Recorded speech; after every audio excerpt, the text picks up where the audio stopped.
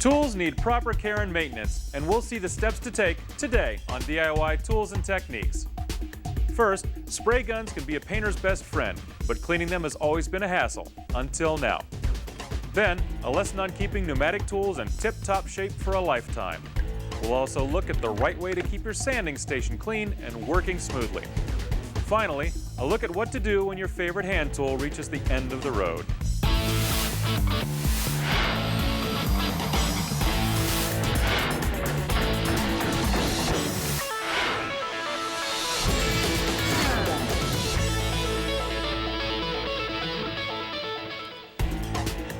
Welcome to the shop. I'm David Thiel, and it's a fact a well-maintained tool will last longer and give you better performance. Trouble is, there's not always an easy way to keep them clean and neat. That's especially true with paint spray guns. The trick is finding the right tools and techniques to do the job.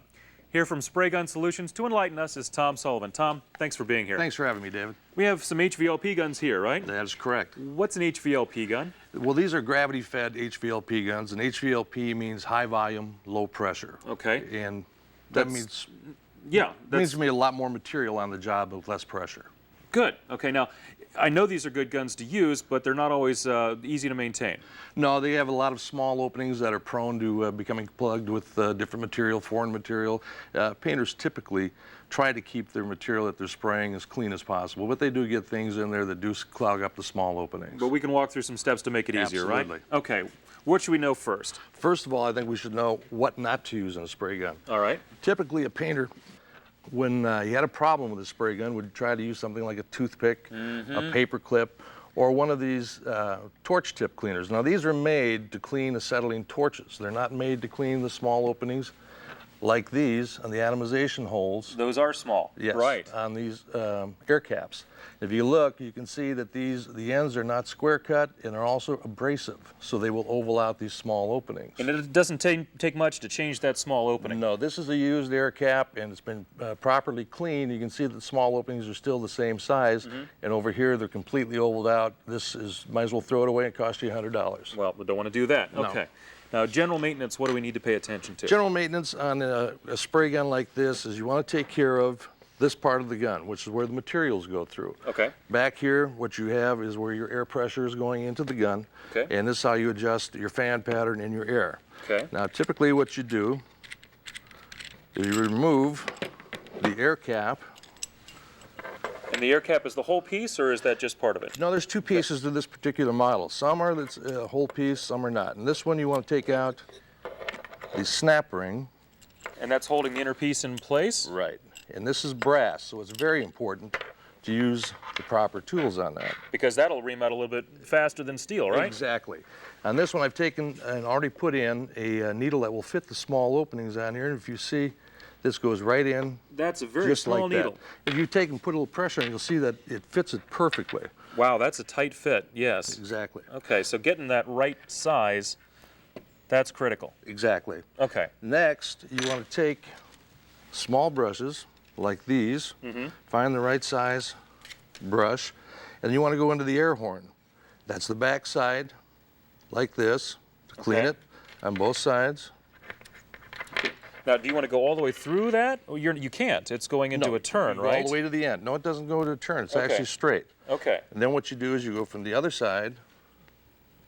Oh, I see. And clean the angle, theoretically. Okay. Then you want to take a nylon brush like this. Not a toothbrush, or? No, it's actually a nylon welder's brush. Okay. And you can clean the different areas that you might have material on. This is just to clean off the surfaces, essentially. Exactly, so that you can put the gun back correctly together. Okay. And it's also very good on the ridges on the inside of the air cap where you have threads. So we've cleaned the inside and the outside. Right. Okay, all right. Then a lot of spray guns, in this area with the fluid tip, you'll find a lot more smaller holes, just like this one. And you want to take even smaller brush and go through and clean each of these. Because those can get gummed up. That's basically what's happening, right? Absolutely. Okay. A very critical part in this is your needle. The needle sits in a needle valve inside here, and if this is damaged in any way, either the needle or the needle valve, it'll start dripping and bubbling. So these two, basically that needle tip, It fits it backs perfectly. right up behind that tip. Right, that's how you control the material going through the gun. The gap is the critical part. Exactly. Okay. And typically, what a painter would have would be a brush like this. And you see at the end of that brush, it's nothing but metal.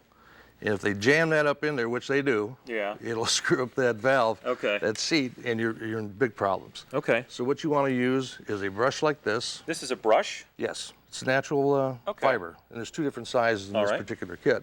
But with some fluid, and go on the inside, clean it like that, find the smallest of these brushes to go through the front. You mentioned fluids, Tom. What do we need to know about the fluids you use when you're cleaning a gun? Well, fluids, first of all, you should always wear eye protection and hand protection because you're using some very caustic materials. One Right. thing you never want to do is flush lacquer thinner through here because you create a combustible, explosive Okay. environment when you do that. So, Good idea. there are some good ones out that you can soak this overnight in that are reduced with water the next day, and they'll just wash right off. Knowing the right fluids to use when you're cleaning a gun as well is very important. Knowing the right fluids for your tools, you can find more information about that at our website. It's DIYnetwork.com. So this is great information, a little bit of lubricant in there to keep Right. things moving. What you want to do is you want to take and put a drop of lubricant, and you got to make sure with your lubricant that you use one that has no petroleums, no silicones, and no solvents, because solvents will dissolve O-rings in it, and as well as destroying the packing. We don't want to do that. And the silicones and the petroleums will screw up your paint. So maintaining the gun properly, we've got a better finish in the end as Exactly. well. Good gun maintenance. Thank you, Tom. You're welcome. Good Thank you. information. Thanks a lot. Don't go away. We'll be back in just a second.